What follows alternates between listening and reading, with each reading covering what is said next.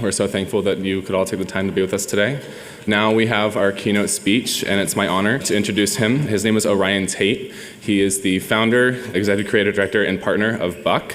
They produce design-driven works, and we are so honored to invite him to the stage as our 10th annual Commotion keynote speaker. So if you would join me in welcoming him to the stage now.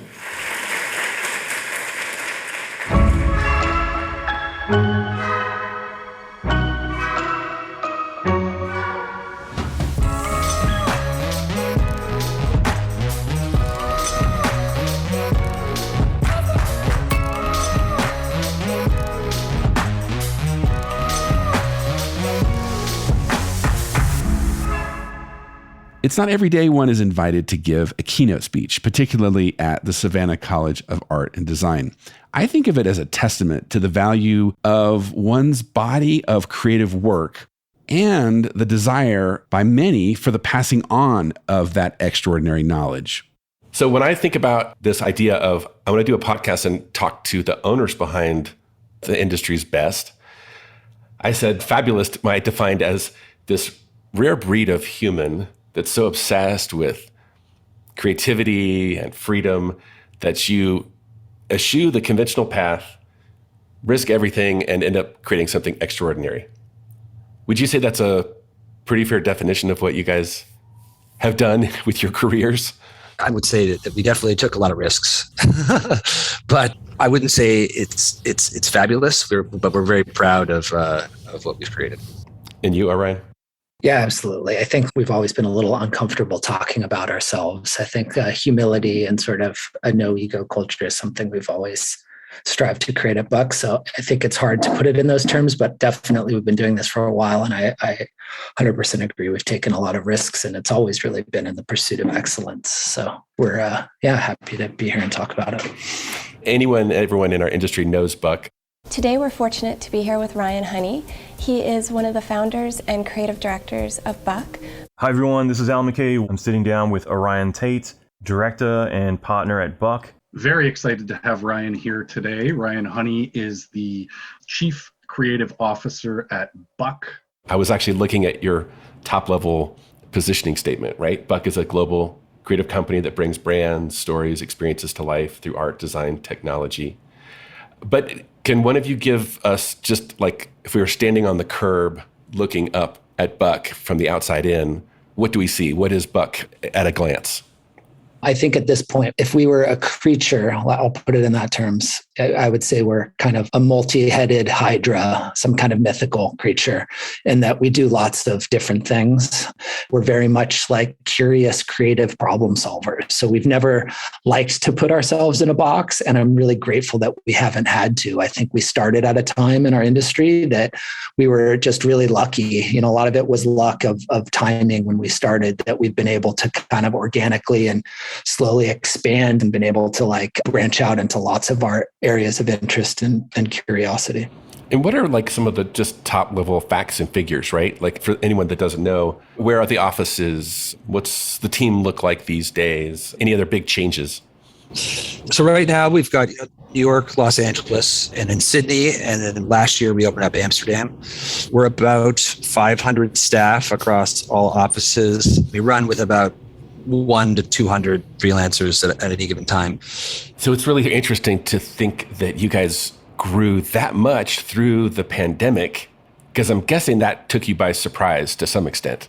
Yeah, I mean, I think for me, I've always haven't necessarily been focused on the growth. And I think we've always been really focused on the people. I recall Ryan shared some thoughts about this at his alma mater when he was invited to do an interview at the Vancouver Film School. Hi, I'm Amber Bazalar, the head of digital design here at Vancouver Film School. Can you talk about how you continually inspire creativity and that culture of, creation in your team at Buck? Part of it is, treating your employees well and giving them the autonomy to be, in charge of their projects. We want to give our creatives the opportunity to do things that they wouldn't usually be able to do in commercial production. Not a lot of places would be funding projects, making puppets and painting frames by hand. And those are, time-consuming and expensive things. If that's what they want to do, the most in order to, further themselves as artists. We want to give them that opportunity. When I kind of get reflective, like lately in the last year or something, I'm still processing these last couple of years. I think in a lot of ways we all are. But I do think that like one of the things that I'm always trying to think about or look back on is like, is this growth supporting our values and our people? So is it safe to say that growth is more organic than intentional? Because I'm hearing it almost like there's a cultural value, that growth has been a side effect of that culture. We have grown organically, and we used to even, I think, talk about it and think about it that way. I would say over the last few years, it's been much more intentional. I think we recognize that organic growth is another way of saying like we're just growing without really thinking about the right way to grow. And I think we put a lot of intention behind sort of how we grow and how we become more diverse as we grow, how we support all different types of people as we grow, how we continue to kind of retain all the stuff that's special about who we are and even amplify it. We really focus on the relationships we have with the clients and our people. And those are the two most important things, right? So the talent and the relationships. And just a byproduct of that has been like them asking us to add more capabilities, and our staff asking to have those capabilities and wanting to get into different areas. People for the past 3-4 years have been like, I want to build stuff in real life. Like I want to do experiences. And so, that's an area that we've grown into, and that has been organic so far.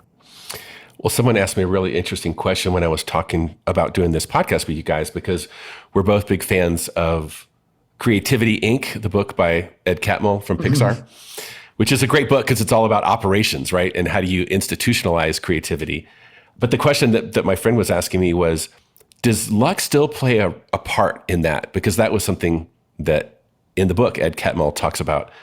Sure, there's design and intentionality and all that goes with that, but there's also this certain amount of luck. Do you feel like luck is still a part of your trajectory, or was that was then and now it's all smarts and focus and intention? Yeah, totally. I mean, I think one of the things that I think about is how do you institutionalize luck?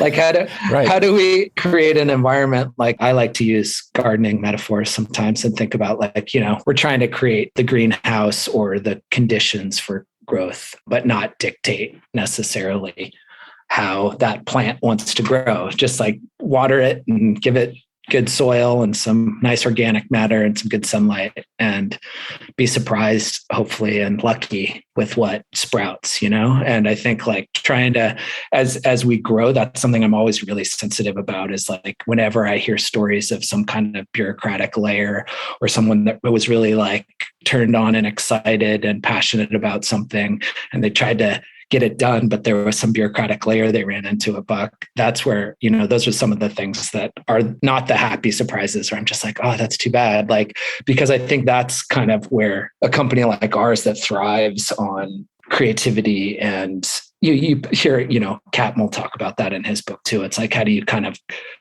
create an environment where you can still allow for spontaneity, and you sort of, it doesn't just masquerade as, people kind of trying to navigate bureaucracy.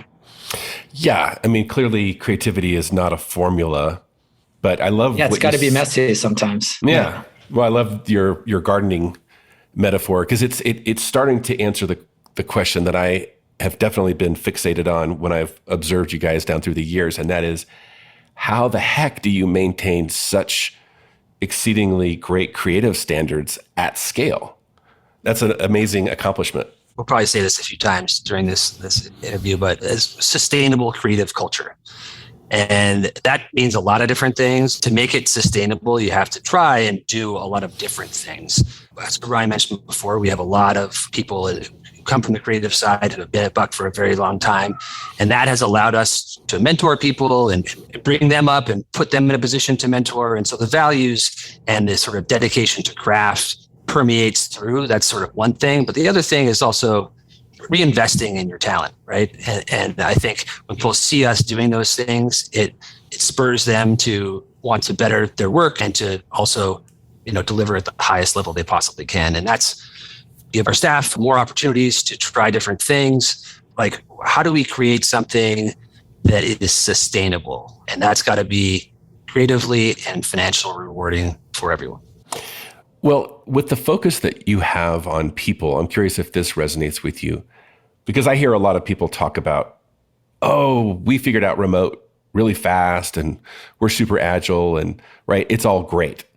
But you know who my heart goes out to are the youngsters. Yeah.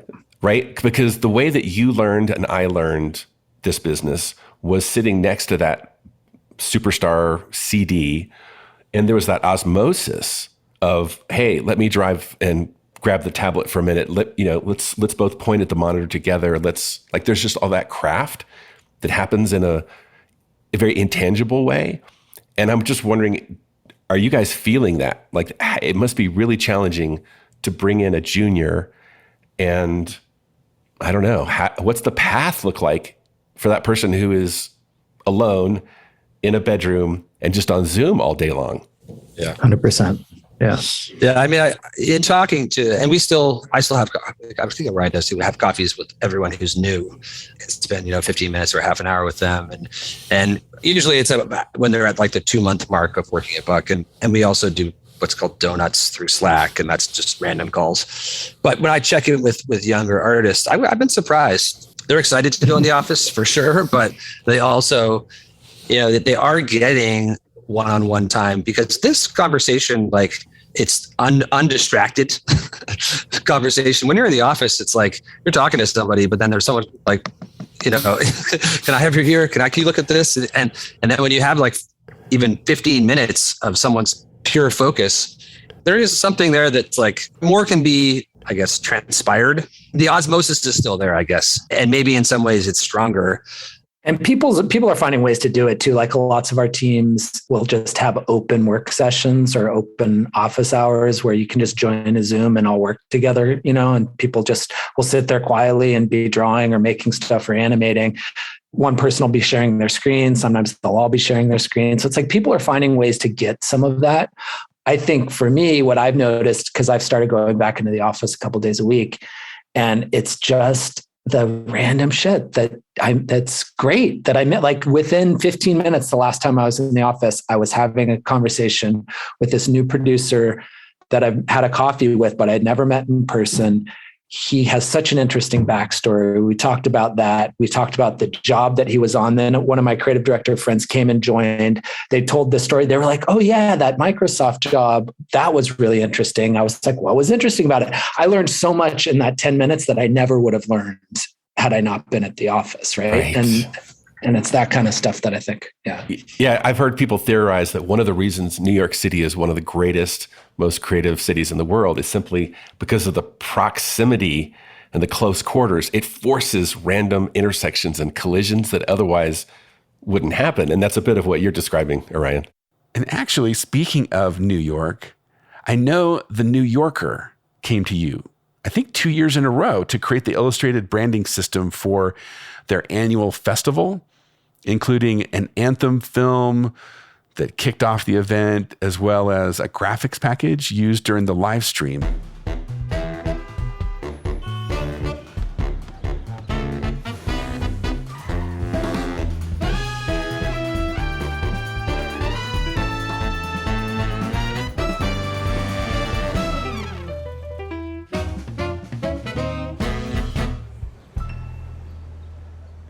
So I'm curious to hear, I've heard you guys mention a thing or two about not just the type of work, but even the types of clients and the ways that you're working. And I'll set this question up this way by saying our industry is predominantly work for hire, meaning a studio, a production company gets hired to produce a job for an agency, for a brand, for an entertainment company, and then here's your check and go on your way. Are the types of clients that you're working for, is that evolving? Are you seeing a shift from Buck's origins to where you're going now? I'm curious to hear a bit about that. Yeah, I mean, it's, everything is very, it's varied. the kind of asks are varied. But, over these past, let's say 5 years, we definitely have gotten less transactional, less like this is one job that comes through, here's the creative, go create it, and more creating these deeper relationships with brands and the people who work there, and becoming kind of in some ways, in many cases, extensions of their team. It's manifested in so many ways, but like an example of this is, even for multiple clients, we are doing visioning work, which is, we have this product, what's it going to look like in 5 years? Or we're thinking about making this product, and what could it do, and what kind of content could be on this product? So it's an example of this is Facebook Portal, where we worked on the visioning. We worked on these prototypes for apps they're going to be on it. And then we worked on the UX UI, the illustration system. And in the end, when the product launched, we worked on the marketing campaign as well. Anyone in your home who's on Facebook can have an account on your portal, and you can add up to 3 additional accounts. To add in, and then even after that, we actually were creating content for them because there wasn't a lot of people that could use Spark at the time. And so we kind of needed to, even though it wasn't quite the most creative work. So yeah, I mean, that's just one example, but these relationships have brought interesting work that is becoming more and more upstream with brands. So I'm almost hearing you, and correct me if I'm wrong, that this is not purely just digital deliverables like animation, motion design. Because when you say visioning, I'm hearing things like experience design, customer journey, product design even. Are you getting into some of those things and taking like those classic, what we would now call classic motion design disciplines, and applying them into those spaces? Yeah, absolutely. And I think we brought lots of team members in to complement those areas. I do think that we've always really been at our core, probably, I would say, a design company, in the sense that we're agnostic. We're really looking at the brief and we're building a team around that. And so that team now might include a strategist, or it might include a UX designer. But I do think that we think in motion for sure, especially a lot of our senior creatives. And that's also been a huge part of how we approach systems, because I think that brands need to express in motion. I'm always recommending the work that you do direct to brand, because you can feel the energy. He wants to thrill us. He wants to get our attention.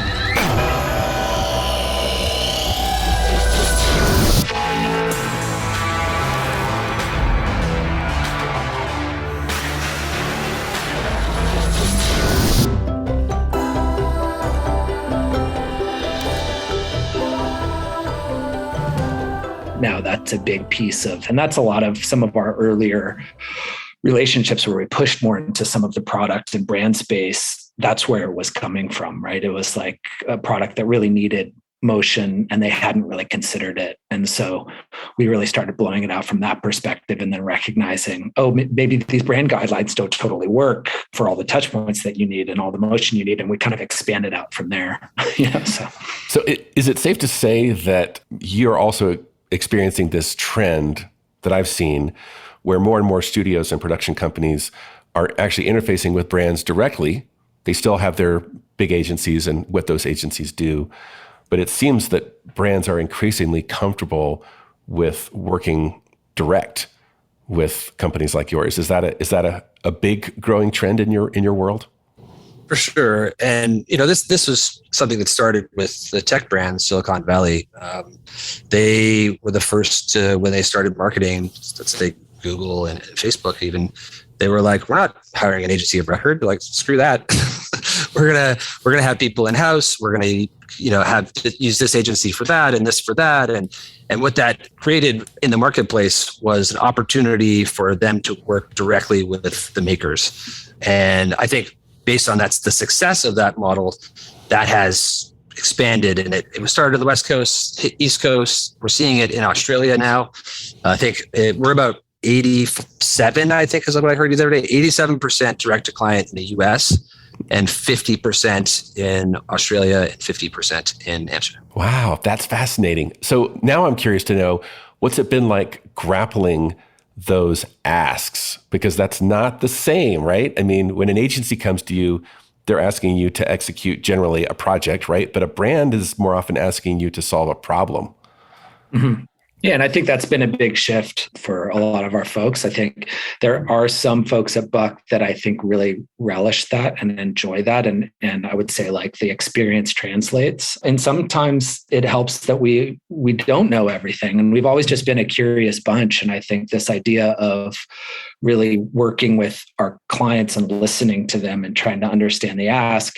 And then because we're so kind of collaborative, we're going to bring in the people that we need to complement that ask. We're really trying to like ultimately be the best partner we can with the best results. So we're not going to, we've certainly made mistakes where we've maybe overstepped in the past, but I think more and more we recognize that like, hey, our clients coming to us, they don't, especially a lot of these big brands, they don't care whether exactly how the sausage is made. They just want to make sure that it's amazing sausage, right? And so I think we've really learned a lot, I would say, in the last couple of years. And one of the things we've learned is that we need the right people on the right projects. And there are some people at Buck that really want to get in the weeds and noodle everything and make everything. And there's some people that are much more comfortable in that more abstract strategic space of figuring out what the business problem is and how we're going to solve it. But I think our challenge is how do we not recreate the problem where those are silos, right? And so we're trying to figure out a way that it's productive and integrated, but not so integrated that it's frustrating to everyone. Yeah, it sounds fun, actually. I mean, when I think of just about some of the problems that you guys must be being approached with more and more on a regular basis, especially as these brands wake up to the possibilities, that it seems like those would be pretty fun problems to solve. It's so much fun to check out the vast portfolio on your website of all the amazing, cool projects you've worked on. I hope listeners will take a look. Ooh.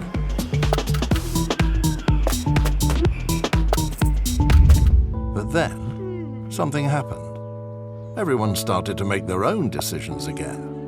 They got together with who they wanted, when they wanted. And getting together was fun again. What do you mean, what is GitHub? Come on, let me show you. GitHub is an enterprise transforming, startup launching, community driven, super secure, open source champion. Back to like just the way that we are set up. I mean, we're set up to collaborate. That's collaborate internally and collaborate externally. When you kind of start the conversation with check your ego at the door, everyone's got good ideas. Then you can bring in other people too. I'm sort of mentioned this project. We did visioning on companies. I can't mention who it was, but on their AI. Right? So it was like an AI visioning for this big brand, and we brought in like a linguistics expert. We brought in a fine artist. And just like riffed, and from those conversations, ideas were born, and that's the kind of approach we take to all of these problems that are presented to us. It's like, okay, how do we be Buck about this and solve it in a creative, interesting way? But also the other thing is that usually the first time we get asked to do something, we take a lot of risks and it's a little harder than everything else we do. But then maybe the second and third time we realize, okay, now we need these people to come in who have experience to be able to help us, really do this the most efficient and best way. Well, you just mentioned a phrase there, Ryan, that this is a very provocative question. So you have to hang with me for a second, but I think the way you phrased it was, how do we do Buck? Like, how did you say it? How do we do this the Buck way? The question I'm thinking of is from, I think, where a lot of people in the industry sit who hold Buck in very high regard, could make the case that you are a category creator. Meaning, like if I was going to say what Imaginary Forces did when they did the 7 title, right? That was like a category creation moment. And it fueled, the whole art of film titles, to this day. When I look at what Buck has done, you could argue that Buck is a category creator in maybe a certain type of motion design. And I'm curious if that makes you nervous, or do you feel like, no, it's okay. We definitely have found our voice. We know our point of view, and we know what that Buck thing is, even when it's applied to a customer experience to an AI to a product design, what have you. Is there, like, are you comfortable with that thought of being category creators or no? I was going to say I'm somewhat ambivalent to it. I just because I'm like, that to me, that is a little bit backward facing in some ways. I can see how it can be forward facing if you're really intentional about that. But I think as soon as you define it, at least from my point of view, off the cuff, as soon as you define that category that you're creating, you know, you're kind of off to the next one. So we don't want to, you know, that's kind of been, I would say in some ways our driving story is that we're not, you know, we don't, there have been things that we have done, like illustration systems that have been coined and derided and all these things, but we don't really pay much heed to that because we're on to the next thing. And so I think that that's always been our mentality, is we're just really listening and taking in all the input and all the forces and creating something that we think is interesting to us first and foremost. And if that creates a category, awesome. And people want to follow that, that's great. And I think if I were to look back on that and look at it, I might be uncomfortable just from a ego standpoint with that phrase, but I don't think I pay it much heed personally. Well, I have a lot of respect for that because there's a certain hunger and resisting that tendency to rest on your laurels and do that thing that you're known for. And I actually just in this moment was reminded of, I was at a session in Milan when someone from your team was presenting at this Digital Design Days conference. Thomas, that was Thomas, I think. Was it Thomas? So he shared this famous quote from Buckminster Fuller, which of course the Buck name derives. And the quote was this definition of ephemeralization, right? Which is the ability to do more and more with less and less until eventually you can do everything with nothing. And when I saw that quote, it was like in a moment I said, damn it, no wonder they keep thriving. No wonder they keep succeeding, because anyone who can embrace the insanity of that is going to figure it out. I'm just curious if that resonates with you. Yeah, I mean, I just wanted to say that Thomas, I met Thomas when he was still in college, and he was 19 in 1999. So that's how long Thomas has been working together. and when we talk about like real creative leaders and why we're able to keep the quality up and grow, he's like a huge factor in that. Huge. But yes, I mean, I do agree with that. I think it's funny too, because he's in some ways he's always been able to do more with more. He's famous. Producers are always scared of a Thomas job because he will keep pushing it and keep pushing the budget and keep pushing the creative. But I do think he also embodies that philosophy of just like less is more. He can definitely, like so many people, I think he embodies that unique quality that I think a lot of folks at Buck do, which is a good blend of people that are really strategic and really thinking about and this is, I think, why a lot of relationships have blossomed with clients at Buck or partners. We like prefer to call them partners, is because I kind of know all the pieces, and we're like, okay, instead of just giving us a list of deliverables, which over the years have grown and grown and grown and grown, and it's such a complex media landscape. We're like, what's the problem you're trying to solve? Okay. What's the budget? Do you have more than that? No. Okay. We know how to then attack that problem and present you something, rather than, I think in the old model, sometimes we were just handed the list of deliverables and it was a race to the bottom because it's like, all right. And then, so we kind of got to the place where we're like, well, let's build a tool and then you can have infinite deliverables or, and you sort of can, right, propose a bunch of solutions and you actually know how to do them, which I think is not to deride agencies too much, but I think the disconnect between the sort of the thinkers or the dreamers and the makers in that world became bridged too far, right? Where people were just proposing the big ideas or hey man, like I know we've only got budget for a 15, but could you guys do a 2-minute on the side? Cause we think that would be awesome for Cannes. And you're just like, We all know the people in the industry that suffer with this grouchy grumpiness of well, this year the client asked for twice as many deliverables and they have half the budget. But what I found in that quote that Thomas shared was this relentless optimism of, no, we're going to do more and more, even though we have less and less. That's the job. And I thought, that is the job. That's kind of beautiful. And I love that optimism. And you guys, I think, are obviously to some extent a living manifestation of that. I think that's true, but also I think we have a responsibility as sort of leaders in this industry to make sure that we are continually educating our clients on what it takes to make things. And that's also where we've been more successful than we had in the past, where you have these direct relationships with brands. You're able to, because with agencies, a lot of time it's like not a lot of repeat business.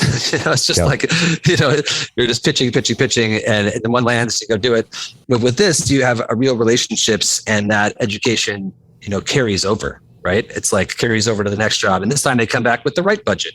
This is like, this is what it costs, And so, and it's important. I've been talking to a lot of business owners over the past year and really just sort of getting to know people, what their challenges are. And I think in different regions, there's different kinds of budgets, but it's like you get these billion-dollar companies who come to people and say like, oh, hey, we've only got this much money. Sure. Right. Great exposure. Yeah. And I think we all have to do a better job to make sure that the financial reward is there as well if we are going to continue to make this industry sustainable. That kind of leads me to this question. Do you guys have a wish for our industry when you look at like where you are in the industry and the part that you're playing? And do you just have hopes in general for where our industry is going? I think that the work-life balance is probably the biggest issue for people in this industry. And that comes from a few different factors. Part of that is also just artists striving for excellence and what that takes and the amount of time it takes. But I think, my hope would be that we can get to a place where there's enough trust in the relationship between client and maker or partner that we can mitigate that better. And because, we deal with it all the time, especially people working at home, people get burnt out, and we're trying to turn various knobs, and we've implemented unlimited time off, and if people get burned out, it's like, go take a week, go away. And that's, and even like, potentials of sabbaticals and whatnot, if people need those. But I would hope that the clients or partners keep that stuff in mind as well, and do realize that the best work gets made when people are creatively healthy and not burnt out. Well, I mean, kudos to you guys. Obviously, you've been an enormous blessing, right? Not only to your immediate team and your clients, but really to the industry, right? Because you are an inspiration, whether you like those accolades or all that praise being heaped on you or not. You guys are very much inspiring. I think a lot of people look up to you and what you're doing, but maybe now even hearing how you're doing it, I hope is inspiring. So what's the next season, next chapter, when you guys just look into the future? Maybe it's a bit of a wrap-up question. How will you continue to grow if you so desire or choose to? Yeah, I mean, I think we were asking ourselves these questions a lot lately. And, I think our biggest challenge is finding the talent. There's lots of young artists that come in that we can mentor and grow, but real growth that's going to respond to our partners and clients' needs is going to be in different sort of disciplines, ones that maybe we haven't done in the past or are just sort of starting. So, in recent history, we've certainly been partnering with other creative agencies or creative shops that do things that are a little more advanced than we are in certain areas. And, I could see a world where those relationships perhaps become more formal, and, we see potential growth that way. I think that we're in an interesting position right now in the industry, and it's really because of these very strong relationships we've been able to forge with these brands, especially here in the States, but now also in Australia and in Europe, where we've got gravitas, I guess. And we could potentially use that to create something larger and stronger than the current book. Orion? I'll talk about fear a little bit in the next season. There is definitely optimism, but I think some of my fears are around, and they always have been, is like, I really cherish what we built, our culture and our teams and our relationships, and I don't want to fuck that up. But I've become more and more, I would say, equally interested in, I'm afraid of not taking advantage of what we've built and really amplifying and leveraging what we've built. And so I think that's an exciting, when we look into the future, that idea of the things that we've found as we've talked to other companies that we found that Buck has been able to do successfully. How can we kind of join together to amplify some of those things to create the future that we all want to together? Man, that's exciting. Yeah, it's wild to think that you've built something really strong, healthy, powerful, vibrant. And now, what do we do with that? That's almost, in a way, a burden, right? Something that does have a bit of fear, but also excitement mixed in all at once. Well, guys, can't thank you enough for doing the chat. On behalf of me, my colleagues, the community of owners, that I represent, but even our whole industry, you guys are awesome and keep up the great work. We can't wait to see what you do next. Thanks, Joel. It's fun talking. Oh, you're on mute. You're on mute. Good end. Sign of the times. Yes, thank you, Joel. And it was great talking to you. And hopefully we'll see you in person one day soon. Congrats to all of my guests for making the list. The Fabulist is a labor of love, put in motion by me, produced by a team of creatives, and enjoyed by you. Our host, well, that's me, Joel Pilger. Sound designer is Eric Singer and the Audio Alchemists at Coop Studios. Senior producer, Jocelyn Arem at Arbo Radico. Special thanks to my partner and good friend, Tim Thompson at RevThink for all of his wisdom. If you appreciate these contributions, be a good human. Give these people a shout out. Also, please like and subscribe and tell more creatives in the world about the Fabulists so we can keep telling more of these stories. Until next time, keep on living a better story.